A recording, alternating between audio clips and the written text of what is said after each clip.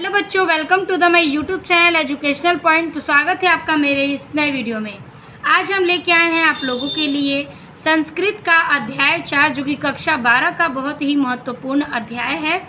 आज के इस अध्याय में हम इस अध्याय का एक एक शब्दों के अर्थ के साथ इसकी हिंदी अनुवाद और संदर्भ को भी देखेंगे। तो चैप्टर का नाम है आपका ऋतु वर्णम। ठीक है, तो ऋतु वर्णम यानी कि मौसम के बारे में यहाँ पर वर्णित किया जा रहा है। हर एक मौसम में क्या चीज़ें कैसे होती हैं, उसमें कौन से जानवर क्या अपने प्रस्तुत करते हैं, अपने व्यवहार को दिखाते हैं, हम उसके बारे में जानेंगे। तो इसमें कवि ने जो लिखा है यानी कि वाल्मीकि रामायण से उससे लिया गया है और यह वर्णन किया गया है मौसम के बारे में। तो देर न करते हुए वीडियो को स्टार्ट करते हैं। तो पहला टॉपिक है इसका वर्षा। तो वर्षा के बारे में क्या कवि ने कहा है, यानी कि वाल्मीकि रामायण से वर्षा के बारे में क्या वर्णित हुआ है, इसको हम देखेंगे। तो पहला पैराग्राफ कह रहा है कि पैराग्राफ कि स्वनैधर्ननाः पल्वगाः प्रबुद्धा विहाय निद्राम चिरसनिरुद्राधाम। ठीक है, अनेक रूपाकृति वर्णादाः नवा मधुधारा भी हता न दंती। ठीक है, तो यहाँ पे एक एक शब्द को पहले अर्थ को समझते हैं, क्योंकि संस्कृत वर्ड में ये नहीं समझ आता कि इसका अर्थ क्या है। तो अब हम इसकी वर्णन कैसे करेंगे। तो देखिए, स्वनैरधननाम यानी कि ध्वनि मेघों की ध्वनि से। ठीक है, मेघों की ध्वनि से। पलग्वगाः यानी कि मेढक।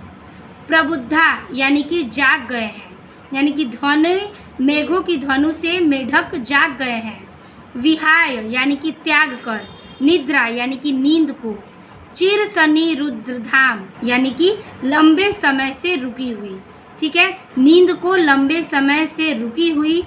अनेक रूपाकृति वर्णनादा यानी कि अनेक रूपा यानी कि रूप। आकृति यानी कि आकृति वाले। वर्णनादा यानी कि शोर कर रहे हैं। अनेक रूप और अनेक आकृति वाले यहाँ पर मेढक शोर कर रहे हैं। नवाम बुद्धि धारा बिहता यानी कि कह रहा है कि नवीन जल धारा। ठीक है, मबु यानी कि जल, नवा मतलब नवीन, धारा मीन्स धारा। तो नवीन जल धारा बहिता यानी कि प्रताड़ित हो रही है। और नदंती यानी कि शोर मचा रहे हैं। तो कहने का तात्पर्य है कि अनेक रूप, अनेक वर्ण और स्वर वाले मेघों की गरजने से बहुत समय से रुकी हुई नींद त्याग कर क्या कर रहे हैं, जागे हुए मेढक। ठीक है, प्रबुद्ध मतलब जाग गए हैं, यानी कि जागे हुए मेढक जल की धारा से चोट खाकर बोल रहे हैं, अर्थात शब्द में शोर मचा रहे हैं। ठीक है, जैसा कि मैंने आपको एक एक का अर्थ बताया और ये बताया कि इसका अर्थ हम किस प्रकार से लिखेंगे। तो लिख सकते हैं कि अनेक रूप, अनेक वर्ण और स्वर वाले मेघों की गरजने से बहुत समय तक रुकी हुई निद्रा यानी कि नींद को त्याग कर जागे हुए मेढक जल की धारा से चोट खाकर बोल रहे हैं। ठीक है, यही इसका अर्थ है। तो फर्स्ट पैराग्राफ का ऐसे मैंने आपको अर्थ बता दिया। तो चलिए सबसे पहले हम इसका संदर्भ और इसका हिंदी अनुवाद देखेंगे। अनुवाद में आपको ज़्यादा कुछ वर्णित नहीं करना है, सिर्फ जो हिंदी है इसका उसी को आपको लिखना है। तो चलिए देखते हैं। हेडिंग कर लेंगे स्वनैरधनाम डॉटेड न दंती। तो इस प्रकार से हम ऋतु वर्णन वर्षा का फर्स्ट हेडिंग करेंगे, यानी कि पहला पैराग्राफ कि स्वनैधरनाम प्लवगाः डॉटेड न दंती। संदर्भ रहेगा प्रस्तुत श्लोक हमारी पाठ्य पुस्तक के संस्कृत खंड से ऋतु वर्णम नामक पाठ से वर्षा खंड से उद्गृत है, जो वाल्मीकि रामायण से लिया गया है। ठीक है, यही संदर्भ आपको वर्षा के सारे पैराग्राफ्स में लिखने होंगे, जितने भी इसके पैराग्राफ हैं। इस पैराग्राफ का हिंदी अनुवाद हेडिंग करके हम लिखेंगे कि अनेक रूप, आकृति, वर्ण और स्वर वाले मेघों की गर्जना से बहुत समय तक रुकी हुई नींद को त्याग कर जागे हुए मेढक नई जल की धारा से चोट खाकर बोल रहे हैं, अर्थात शब्द कह रहे हैं। ठीक है, यही इसका हिंदी अनुवाद अर्थात इसका यह अर्थ है। अब हम चलेंगे सेकंड पैराग्राफ पे। दूसरा पैराग्राफ कह रहा है मत्ता गजेंद्रा मुदिता गवेंद्रा वनेषु विक्रांतरा मृगरेद्राः रम्या नगेन्द्राः निभृता नरेन्द्राः प्रक्रीडत्यो वारिधयो सुरेंद्र। ठीक है, तो इस पैराग्राफ का अर्थ क्या कह रहा है, पहले हम एक एक शब्दों को समझ लें। मत्ता का अर्थ होता है मत वाले। ठीक है, मत्ता मने मत वाले। गजेंद्रा का मतलब होता है हाथी। मुदिता यानी कि प्रसन्न हो रहे हैं। गवेंद्रा यानी कि सांड। ठीक है, सांड। वनेषु जंगलों में। विक्रांतरा यानी कि अधिक पराक्रमी। मृगेंद्रा यानी कि सिंह। ठीक है, सिंह। रम्या, रम्या का अर्थ है सुंदर। नगेंद्रा यानी कि पर्वत। निभृता यानी कि शांत हो गए हैं। नरेंद्रा यानी कि राजा। ठीक है, नरेंद्रा मने राजा और नगेंद्रा मने पर्वत। प्रक्रीडयतो यानी कि खेल रहे हैं। वारिधरौ यानी मेघों से। सुरेंद्र यानी कि इंद्र। ठीक है, इंद्र। तो कहने का तात्पर्य है कि हाथी मस्त हो रहे हैं। ठीक है, हाथी मतवाले हो रहे हैं, मस्त हो रहे हैं। और सांड हैं जो आवारा पशुओं की तरह क्या हो रहे हैं, प्रसन्न हो रहे हैं। ठीक है, मुदिता यानी कि प्रसन्न हो रहे हैं। कि हाथी क्या हो रहे हैं, मस्त हो रहे हैं। सांड अथवा आवारा पशु प्रसन्न हो रहे हैं। और वनों में शेर अधिक पराक्रमी हो रहे हैं। वनों में जो शेर हैं वो अधिक पराक्रमी हो रहे हैं। फिर कह रहा है पर्वत जो है सुंदर है। पर्वत सुंदर है। और राजगढ़ यानी कि राजाओं के जो गढ़ हैं वो शांत हो गए हैं। और इंद्र जो हैं वो मेघों से खेल रहे हैं। इंद्र जो हैं वो मेघों से क्या कर रहे हैं, खेल रहे हैं। वरिधरो मतलब मेघों से। तो इंद्र मेघों से खेल रहे हैं। राजागढ़ शांत हो गया है और पर्वत सुंदर है। हाथी मस्त हो रहे हैं। सांड पशु प्रसन्न हो रहे हैं और शेर अधिक पराक्रमी हो रहा है। तो इस प्रकार से ये इसका अर्थ था। कहने का तात्पर्य है कि हाथी जो है वो मस्त हो रहे हैं। सांड अथवा आवारा पशु प्रसन्न हो रहे हैं। वनों से शेर अधिक पराक्रमी हो रहे हैं और पर्वत सुंदर है और राजागढ़ शांत हो गए हैं और इंद्र जो है वो मेघों से खेल रहे हैं। यही इसका अर्थ है। तो चलिए हम इसका अर्थ देख लें कैसे लिखना है। हेडिंग बना लेंगे मत्ता गजेंद्राः डॉटेड वरिधरो सुरेंद्र। तो हेडिंग बनाएंगे मत्ता गजेंद्रा, ठीक है, गरजेंद्रा डॉटेड वरिधरो सुरेंद्र। संदर्भ इसका पूर्ववत रहेगा। हिंदी अनुवाद लिखेंगे कि हाथी मस्त हो रहे हैं। सांड आवारा पशु प्रसन्न हो रहे हैं। वनों में शेर अधिक पराक्रमी हो रहे हैं। पर्वत सुंदर हैं। राजगढ़ शांत हो गए हैं और इंद्र मेघों से खेल रहे हैं। ये हो गया इस पैराग्राफ का भी अर्थ। अब हम चलेंगे थर्ड पैराग्राफ पे। तीसरा पैराग्राफ कह रहा है वर्ष प्रवेगाः विपुलाः पतन्ति प्रवान्ति वाताः सुमिदृढवेगाः प्रनष्टकुलाः प्रवहन्ति शीघ्रं नद्यो जलम विप्रतिपन्नमार्गाः।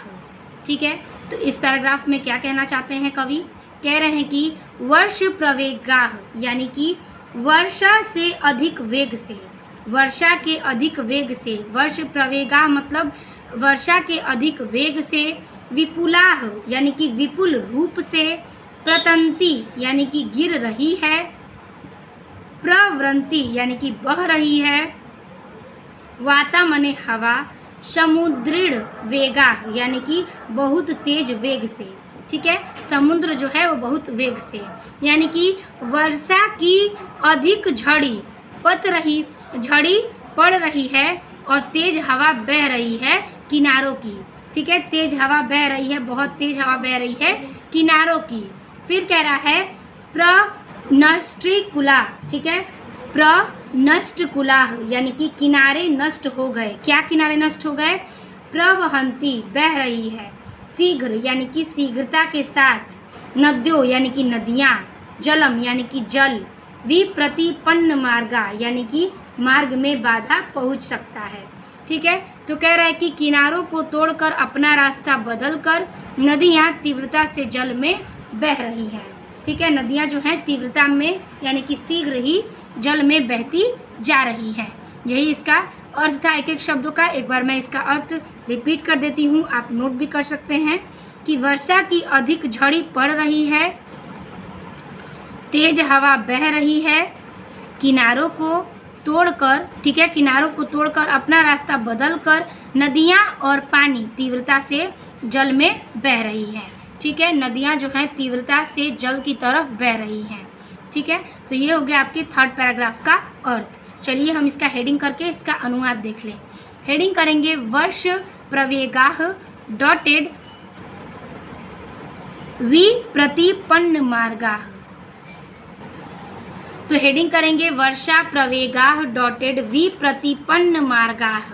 संदर्भ इसका पूर्ववर्त यानी कि वही रहेगा।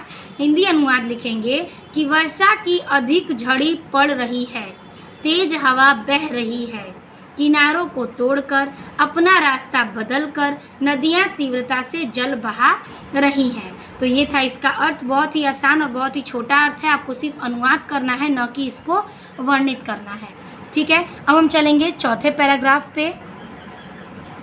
चौथा पैराग्राफ कह रहा है धनोपगूढ़म गगनम न तारा न भास्करो दर्शमभ्युपैति। ठीक है, दर्शनम बभ्युपैति। ठीक है, नवेरजर लौघे रधरणी वितृप्ता तमो विलिप्ता न दिशः प्रकाशाः। ठीक है, कह रहा है कि धनोपगूढ़म यानी कि घनों से ढक गया। क्या? घनों से ढक गया गगन यानी कि आकाश। न मतलब नहीं, तारा नहीं। ठीक है, नहीं तारा नहीं। भास्करो यानी कि सूर्य। दर्शनम भयुपैति यानी कि दिखाई दे रहे हैं, यानी कि दर्शन दे रहे हैं या दिखाई दे रहे हैं। नवेरज लौघे धरणी। ठीक है, कह रहा है कि नई जल की धारा। ठीक है, नई जल की धारा से। ठीक है, नवे मतलब नई, जलो मतलब जल की, धरणे धरणी यानी कि धारा से। वितृप्ता तृप्त हो गई हैं। तमो विलिप्ता अंधकार से। ठीक है, अंधकार से विलिप्त हो गई है। न दिशा नहीं कोई दिशा, प्रकाशा चमक रही है, नहीं कोई दिशा चमक रही है। तो कहने का अर्थ है कि नभ मेघों से ढका हुआ है, यानी कि आकाश मेघों से ढका हुआ है, इस कारण न तारे और न सूर्य दिखाई पड़ रहे हैं। नभ जो है वो आकाश में मेघों से ढका हुआ है और इस कारण न ही तारा और न ही सूरज दर्शन दे रहे हैं, यानी कि दिखाई पड़ रहे हैं। नई धारा जल की बाढ़ से तृप्त हो गई है।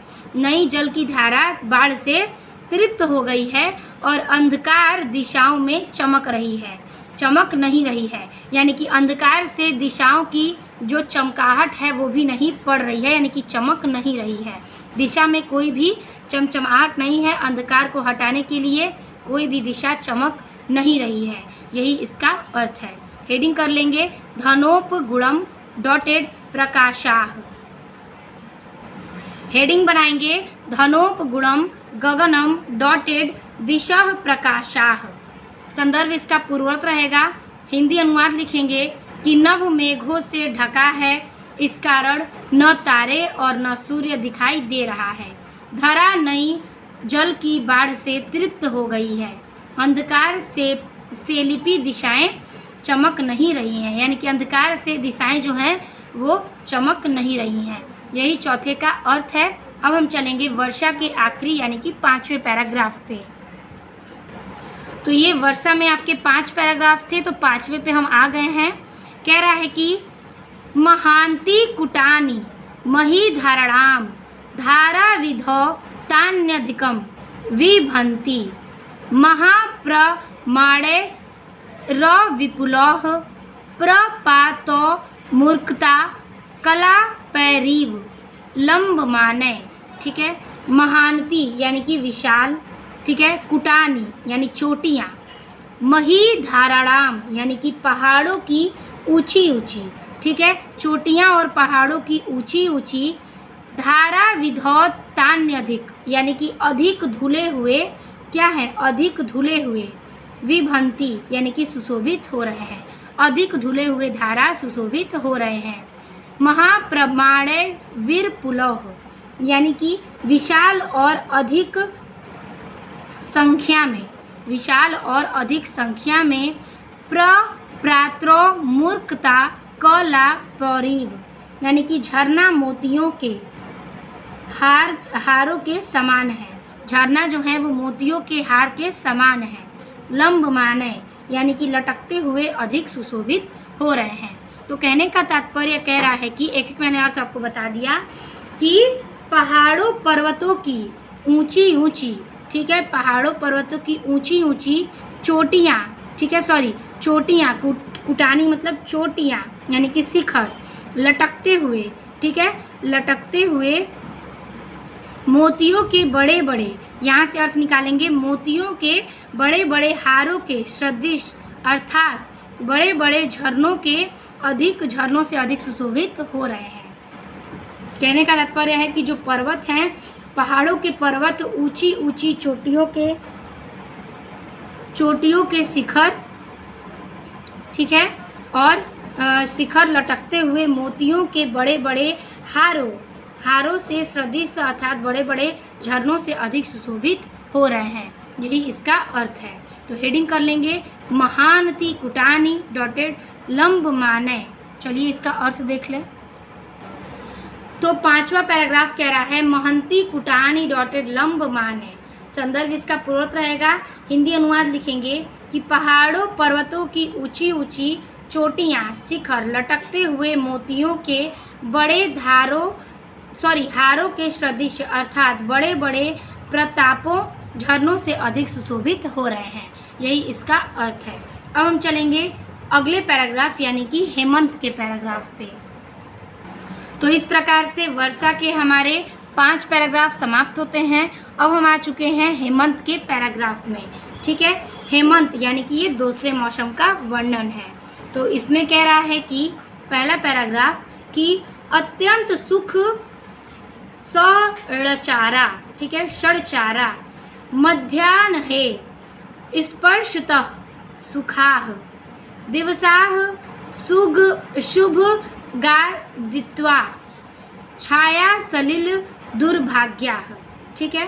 तो कह रहा है इसमें कि अत्यंत यानी कि अत्यधिक, ठीक है, अत्यंत मतलब कि अत्यधिक यानी कि ज़्यादा, सुख सदचारा यानी कि सुख मतलब सुख पूर्वक, षडचारा यानी कि संचार करने योग्य, मध्याह्न है दोपहर में, स्पर्शतः स्पर्श करते हैं, सुखाह सूखा है, ठीक है, दिवसाह यानी कि दिवस, शुभ गादित्वा यानी कि सुंदर, सूर्य सुंदर लगता है, छाया सलिल दुर्भाग्या और छाया और जल जो है कष्टप्रद लगते हैं।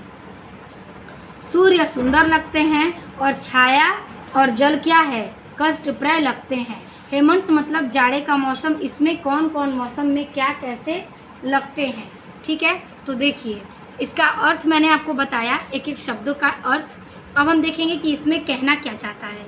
तो कह रहा है कि इस ऋतु में दिन अधिक सुख देने वाले, इधर उधर जाने के योग्य है, ठीक है। दिन जो हैं वो अधिक सुख देते हैं और इधर उधर जाने के योग्य हैं। दोपहर के समय में धूप की किरणें, ठीक है, दिवस दोपहर के समय में धूप की किरणें सुख प्रदान करती हैं, ठीक है। स्पर्श के दिनें सुखदायी हैं और सूर्य के कारण, सूर्य देने वाली शीतल काल के कारण क्या है, सुख देने वाली शीतकाल के कारण वो क्या है, दुखदायी है। जो मतलब शीतकाल देती है वो क्या है, दुखदायी होती है सूर्य के आगे। और फिर कह रहा है कि क्योंकि अधिक शीतलता के कारण छाया और जल प्रिय नहीं लगते हैं, ठीक है। ठंडों के मौसम में तो हमें धूप कितने पसंद होते हैं, और अगर छाया और पानी मिल जाए तो उससे हमें क्या होती है, तकलीफ़ होती है, क्योंकि छाया में हमारे शरीर का तापमान जो है वो और भी कठोर होने लगता है, और जल से हमारे मन की जो गर्मी होती है यानी कि शरीर की तपन जो होती है वो भी ठंडी पड़ने लगती है। तो कह रहा है कि इस मौसम में सूर्य अधिक अच्छे लगते हैं, सुख प्रदान करते हैं और छाया और पानी प्रिय नहीं लगते, सुख प्रदान नहीं करते। तो चलिए इसका अर्थ हम लिख लें। हेडिंग करेंगे अत्यंत डॉटेड छाया सलिल दुर्भाग्य।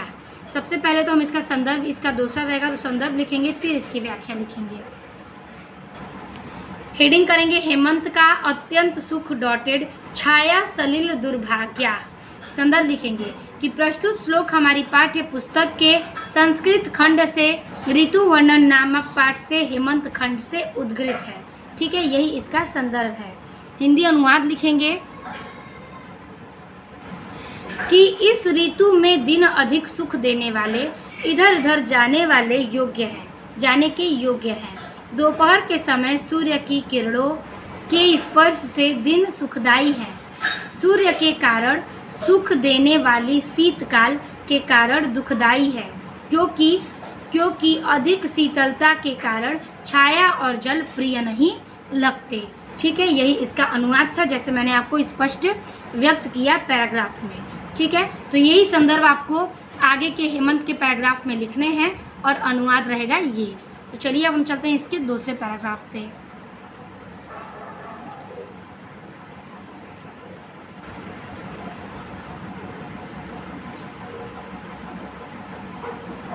सातवां पैराग्राफ कह रहा है खरजूर पुष्पाकृतिभिः शिरोभिः पूर्णतंड लौह शोभन्ते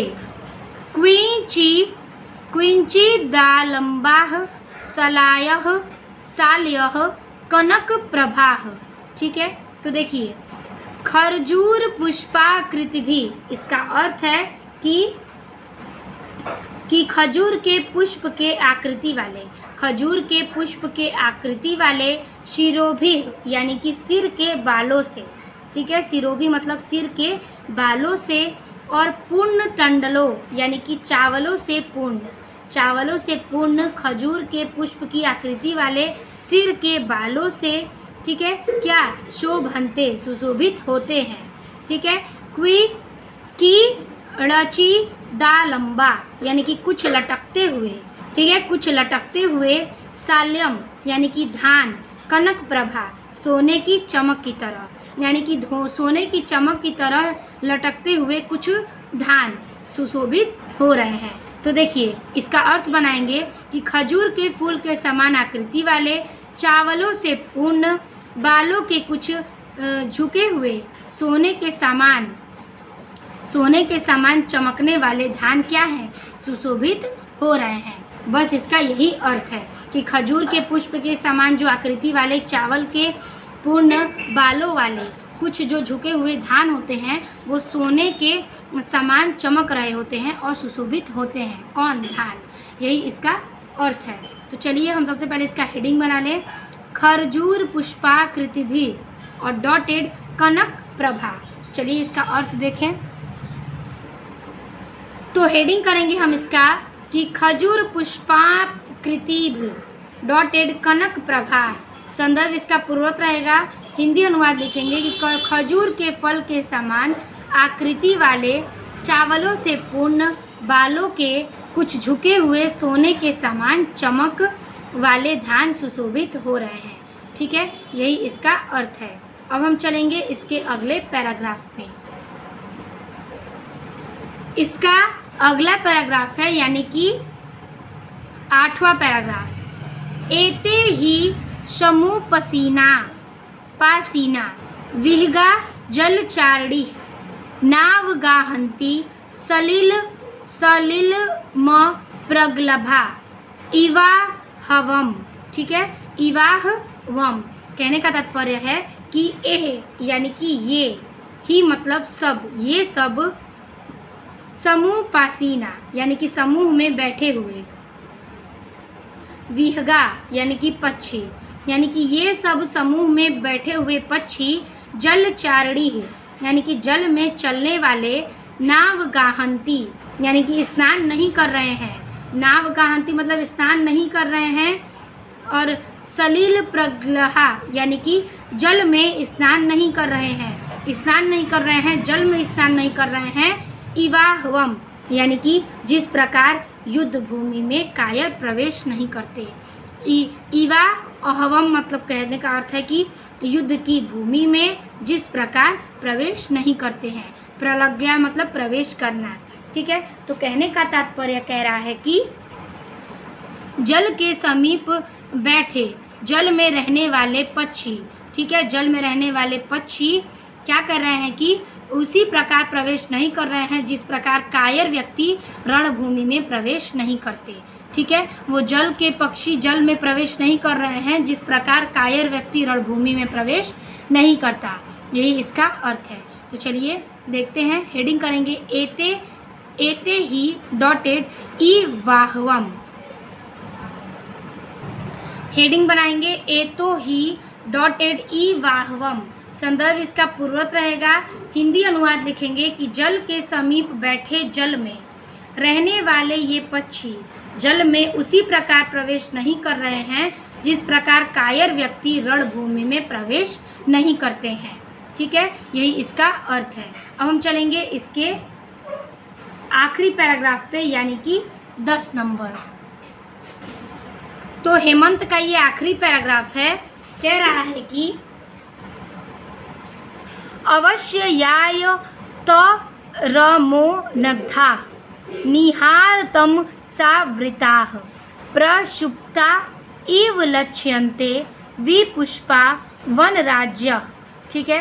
तो कह रहा है कि अवश्यातमो नग्धा, कहने का तात्पर्य है कि ओस के अंधकार से ढकी हुई, ठीक है, ओस के अंधकार से ढकी हुई, निहारतम सावृता, कोहरे के अंधकार से ढकी हुई, ओस के अंधकार से ढकी हुई और कोहरे के अंधकार से छिपी हुई या ढकी हुई, प्रक्षुप्ता यानी कि सोए हुए, इव यानी कि सोए हुए की भांति, लक्ष्यते यानी कि दिखाई दे रहे हैं, ठीक है, विपुष्पा यानी कि पुष्प रहित है, यानी कि पुष्प से नहीं है, वन राज्य यानी कि वनस्पतियों यानी कि वृक्ष की पंक्तियाँ, यानी कि वनस्पति जिस प्रकार से वृक्ष की पत्तियाँ।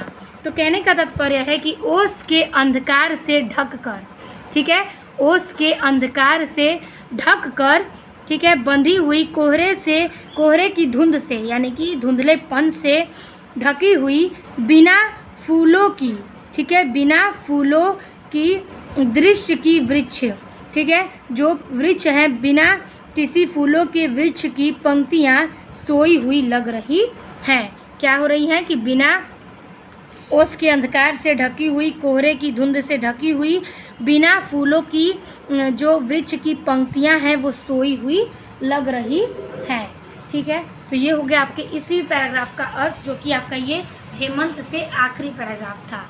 हेडिंग बनाएंगे इसका अवश्य याय मरोनथा डॉटेड वन राज्य, हेडिंग करेंगे अवश्य याय त मोनोद्धा डॉटेड वन राज्य। संदर्भ इसका पूर्वत रहेगा। हिंदी अनुवाद में लिखेंगे कि ओस के अंधकार से बंधी हुई, कोहरे की धुंध से ढकी हुई, बिना पुष्पों की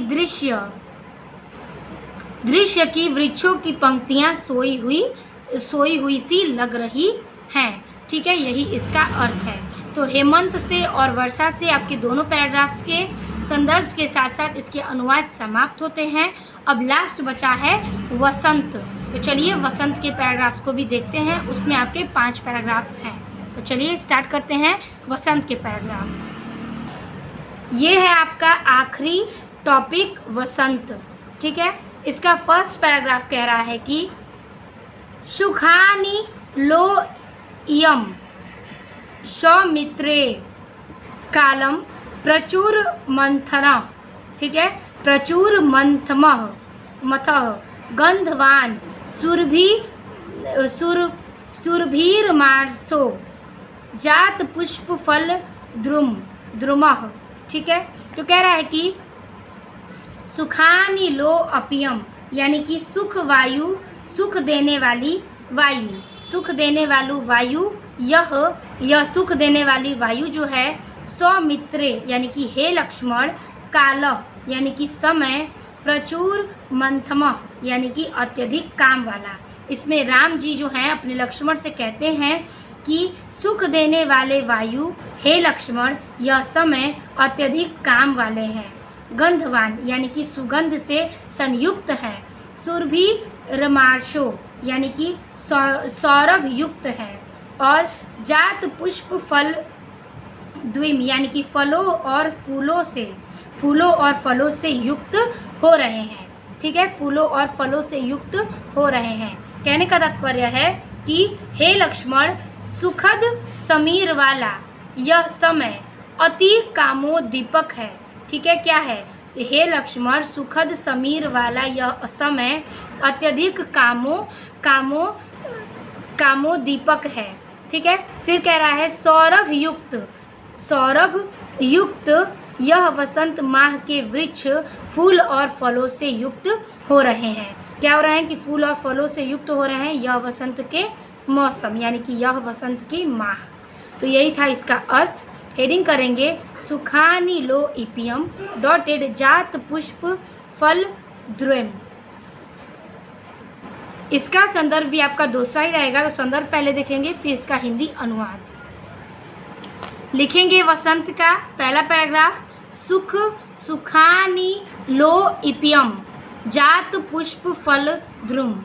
ठीक है, संदर्भ इसका रहेगा। प्रस्तुत श्लोक हमारी पाठ्य पुस्तक संस्कृत खंड से ऋतु वर्णन नामक पाठ से वसंत खंड से उत्कृत है।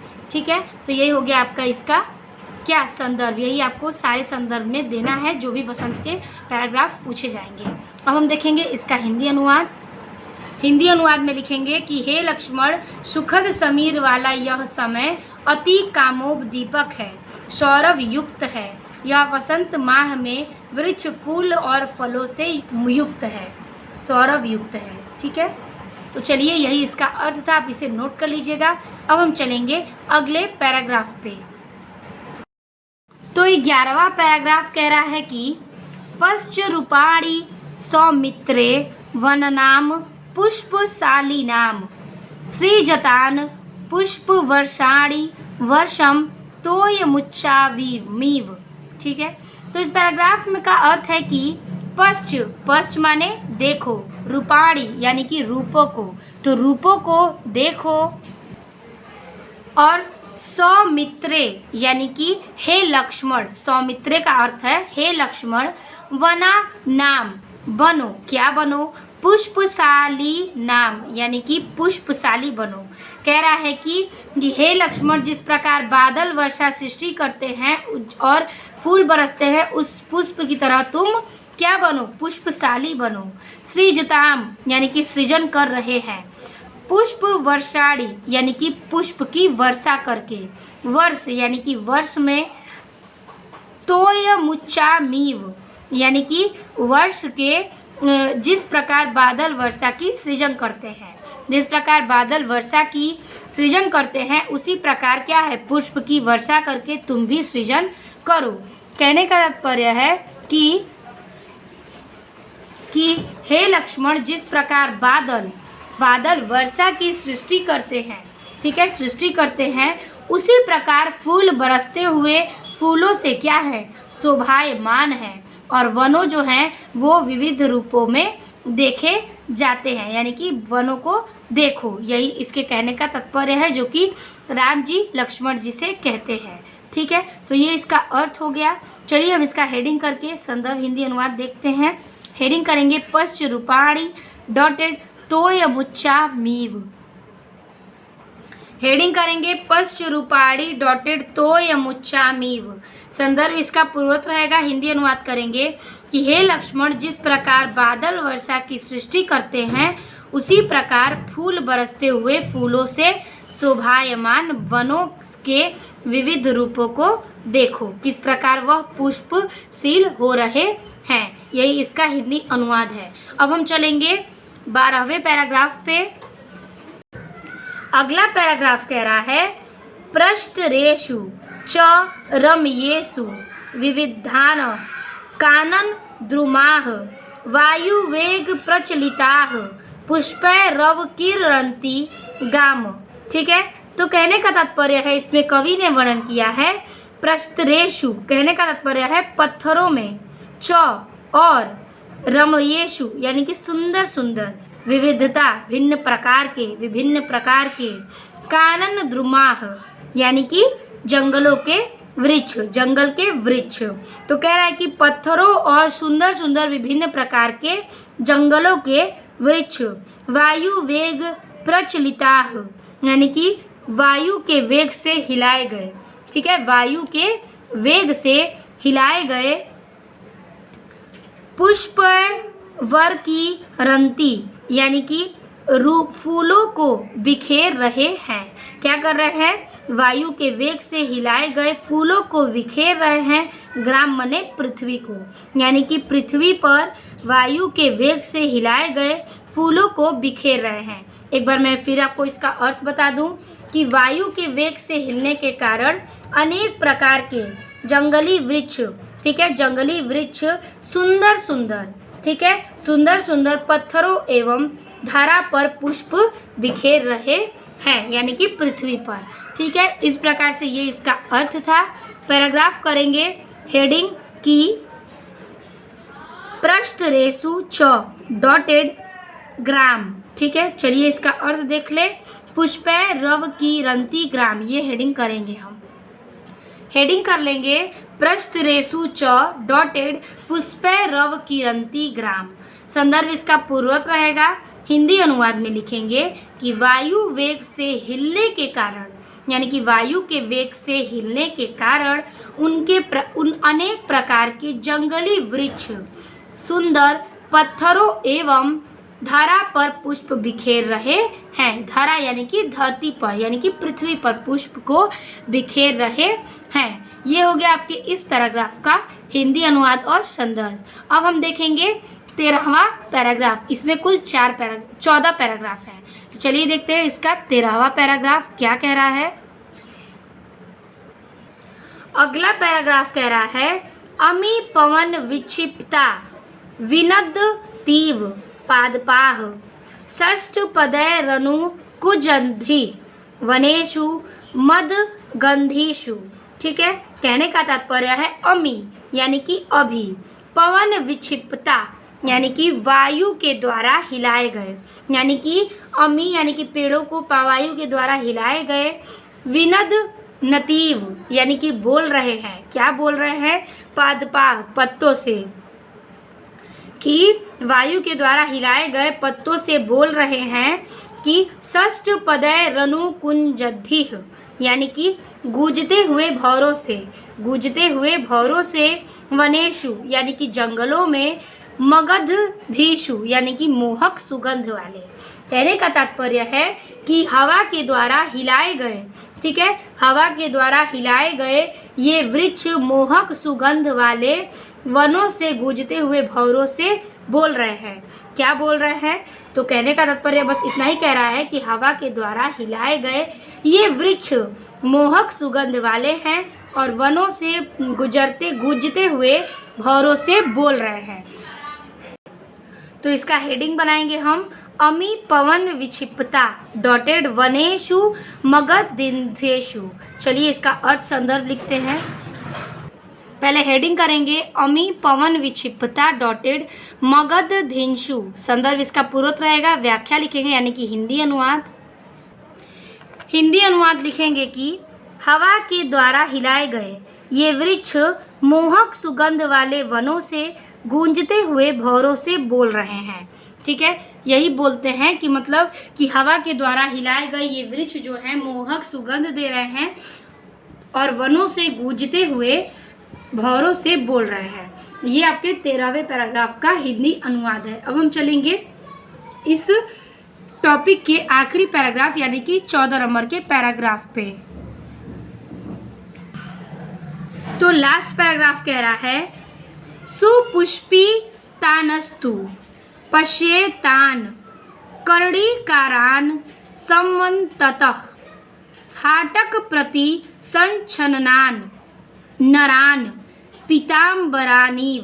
ठीक है, तो कह रहा है कि सुपुष्पितता संतु यानी कि भली प्रकार से पुष्पित। इसका अर्थ है, पहले अर्थ ही को समझेंगे कि भली प्रकार से पुष्पित, पश्येतान यानी कि देखो इन, कड़ी कारान यानी कि कनेरों को, ठीक है, कनेरों को, सम्मततः यानी कि चारों ओर से। कह रहा है कि भली प्रकार से पुष्पित, देखो इन भली प्रकार से पुष्पित कनेरों को चारों ओर से। हाटक प्रति संछन नान यानी कि स्वर्ण आभूषण से ढके हुए, स्वर्ण के आभूषण से ढके हुए। नरान यानी कि नरों की भांति। पीताम्बरानीव यानी कि पीताम्बर धारण किए हुए, ठीक है, नरों की भांति स्वर्ण आभूषण से ढके हुए, पीताम्बर धारण किए हुए। तो कहने का अर्थ है कि हे लक्ष्मण, पीलों पुष्पों से लदे हुए कनेर के वृक्षों को देखो, इन्हें देख के ऐसा लगता है कि मानो मनुष्य जो है वो स्वर्ण आभा वाले पीताम्बर को ओढ़कर बैठे हुए है, ठीक है, यही इसका अर्थ है। तो हेडिंग बनाएंगे सपुष्पितांशु डॉटेड पीताम्बरानीव। चलिए इसका संदर्भ और हिंदी अनुवाद देख लें। तो हेडिंग कर लेंगे सपुष्पितांशु डॉटेड पीताम्बरानीव, संदर्भ इसका पूर्वत रहेगा। हिंदी अनुवाद करेंगे कि हे लक्ष्मण, पीले पुष्पों से लदे हुए कनेर के वृक्षों को देखो, इन्हें देखने से ऐसा लगता है कि मानो मनुष्य स्वर्ण आभा वाले पीताम्बर को ओढ़कर बैठे हुए है, यही इसका अर्थ है, ठीक है। तो इस प्रकार से इस टॉपिक का एंड होता है और आपके 14वें पैराग्राफ यानी कि 14 पैराग्राफ तक आपका हिंदी अनुवाद और संदर्भ के साथ ही पैराग्राफ समाप्त होता है। आपके वसंत के 5 पैराग्राफ, वर्षा के 5 और यहाँ पे हेमंत के 4 पैराग्राफ, कुल मिला के आपके चौथे चैप्टर संस्कृत के ऋतु वर्णन का सारा संदर्भ सहित हिंदी अनुवाद में समाप्त होता है। तो वीडियो अच्छी लगी हो तो लाइक, कमेंट और दोस्तों को शेयर कीजिएगा और चैनल को सब्सक्राइब कीजिएगा। मिलते हैं आपसे अगले और बेहतरीन वीडियो में, यानी कि इसके अभ्यास प्रश्न वाले वीडियो में। तब तक के लिए धन्यवाद।